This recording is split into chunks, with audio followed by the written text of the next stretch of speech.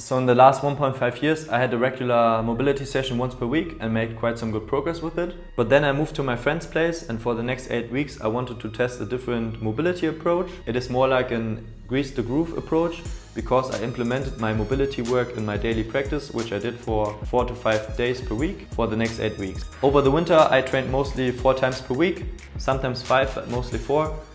But now we wanted to train 5 times per week. I wanted to focus more on acrobatics and dance work, but I still wanted to improve on my mobility, so I implemented a couple of things in my daily practice. I wanted to improve on 7 different positions with the daily practice, so I filmed them before the 8 weeks and after the 8 weeks to have a comparison.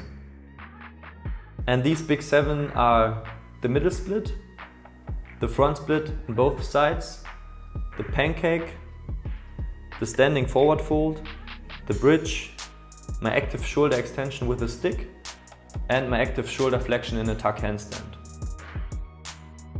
And to improve in these 7 positions, I designed a daily practice which consisted of a small squat routine for a warm-up, a couple of hamstring bounces. I mostly did between 20 and 30 reps.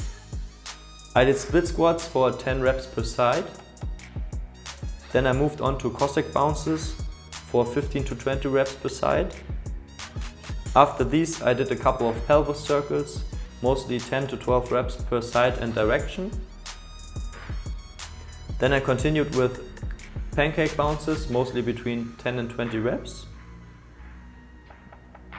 Then I did shoulder dislocations with a stick, mostly between 8 and 12 reps. And I ended my mobility session in the morning with a bridge hold, which I hold mostly for 15 to 20 seconds. Then I had in mind to do passive middle split holds in the evening for 1 to 2 minutes, and everything went pretty well until week 3, where I injured myself.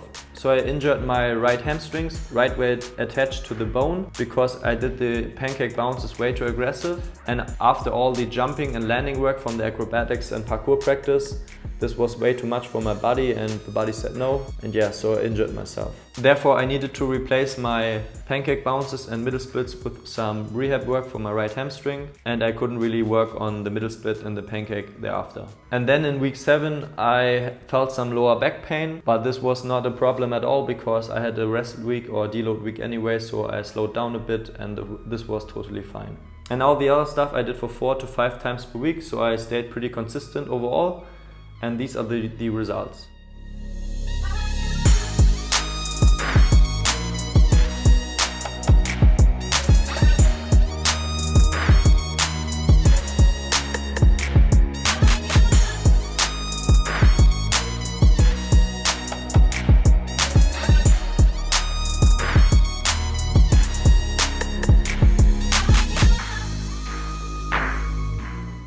I would say that everything improved pretty well, except for the middle split and the pancake, because I couldn't really work on these. And for me it was a really interesting project to see how my body would react and adapt to this new approach. But in some moments it was somehow exhausting to do this practice in the morning every day on the weekdays, because sometimes you feel achy and stiff and tired and you really don't want to move, and yeah, it was not so nice sometimes.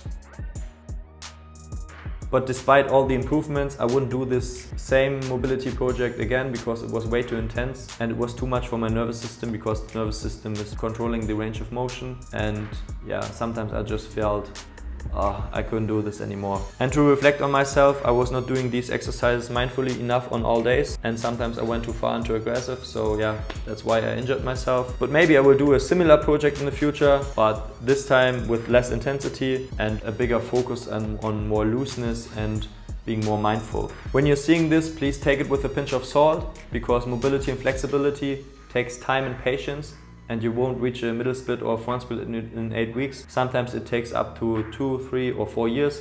Totally depends on where you're starting at.